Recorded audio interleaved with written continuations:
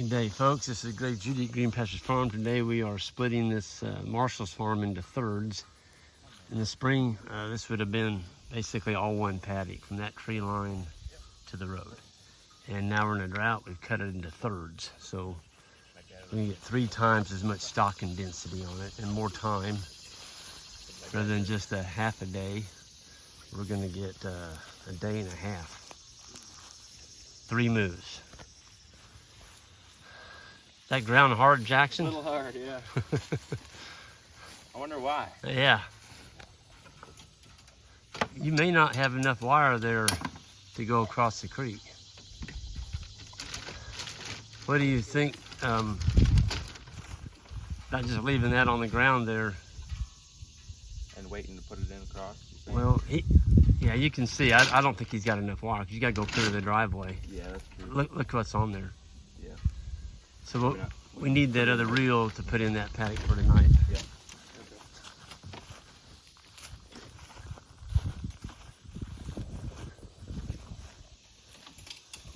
Yeah, you just lay that. Isaac. You and Jackson come out here.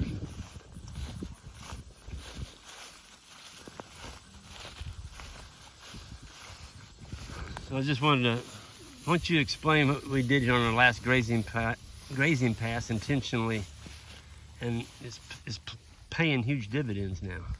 I don't remember last time we were here. It's been a while. We left a lot of residual. Yeah, we did. We grazed it. You know, we were speeding through, so there was a lot left. And as you can see, even though it's been dry, there's quite a bit of forage in here. It's still green. Yeah, especially in the bottom here. Yeah. We might have got some density here too, is why this looks green. I think this was where we had the grazing school there. Remember we had that paddock? Oh, that's right. We I parked. think they camped out here or something and kind of beat it up. That's Yeah. probably why it looks so green. Yeah. Extreme density right here. There's even red clover still. What do you think this would have looked like if we'd have went in here and clipped this behind the cattle? You'd have less seed heads. They might be a little, like this wouldn't be as green probably. I think it would have dried out. Yeah. Based on what I'm looking at. Mm-hmm. You know that paddock we clipped up on the sheep paddock by Steve's corral? Yeah, of course we clipped that late. That was after it already been dry. When we were through here, it was still raining a little bit. A little bit, yeah. There's a lot of forage in here. It was the beginning of May that we were in here, I think. Yeah. Because the grazing school. It's got May, June, July. It's almost 90 days. Yeah, almost 90 days. Yeah. And it only looks like this. Yeah. But you might say it only had, what, 1 or 2 measurable rains. You had that 1.5 inches. And I don't even know if this got Well, that's rain, true. 'cause it's south. Yeah. You know, we got it up by that Judy farm, but it's 5 miles, or probably 4 miles south of here. From here, yeah. You can't assume where you lived, you got the same amount of rain 3 miles away. That's for darn sure. Judging by that ridge, I would say we didn't. It looks bad up there. Yeah, the ridge across the road, or across the creek looks awful. Yeah. It looks like it hadn't had a rain in a year.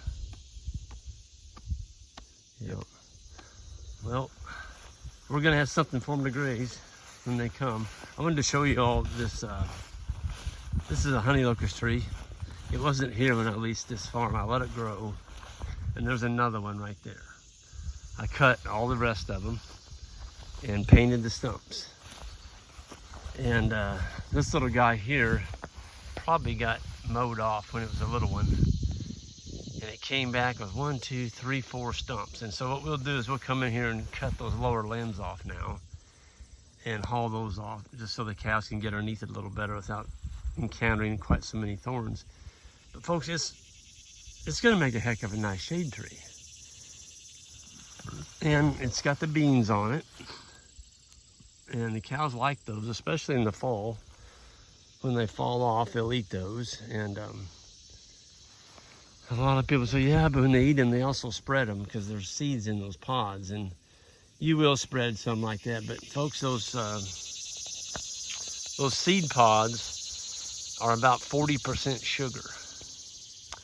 So everyone on there, there's probably I don't know, close to 500 or more pods on there, maybe more.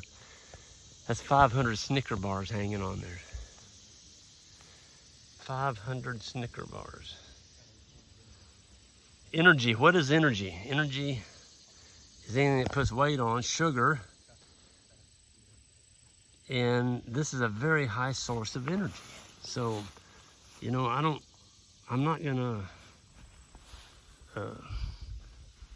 cut all of these down. There's another one over there. Now that one doesn't have any pods on it. That may be a male. But look at the shade they're throwing. Now I've had this farm for let's see, around 20 years. So it took 20 years to grow those trees. And I know they're honey locusts, they got thorns on them, and I realize that. But there's been thorn trees ever since the world was created, and there's still cows walking around on 4 legs, and very, very seldom do you find one that's got a thorn in it. I've personally never found one. Maybe one. I think we did have one cow.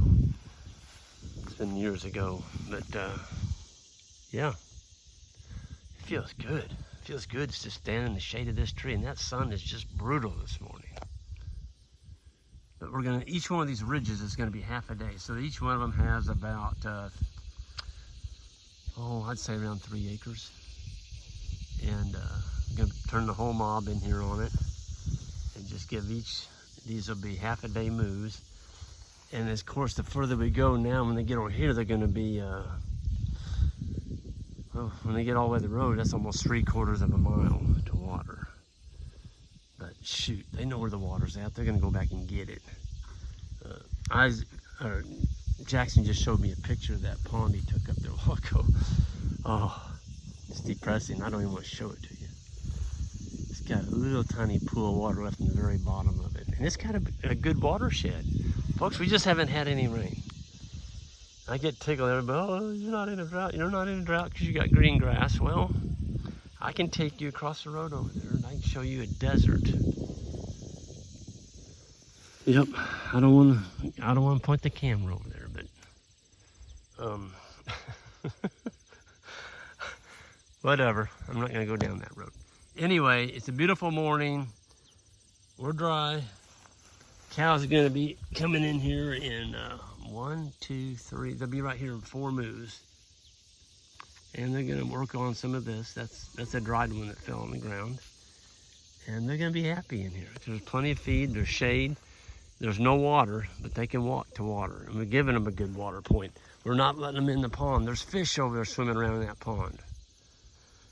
Got a picture of it yesterday. The cows are drinking. There's a bass swimming right by the nose of a cow drinking out of the pond because the pond looked like a swimming pool.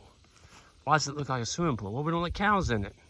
Folks, in this kind of weather especially, when it's droughty like this and your pond starts to recede from the banks, it's going down, and you let cows into there, that's fresh mud exposed. You're just pushing more and more mud into your ponds.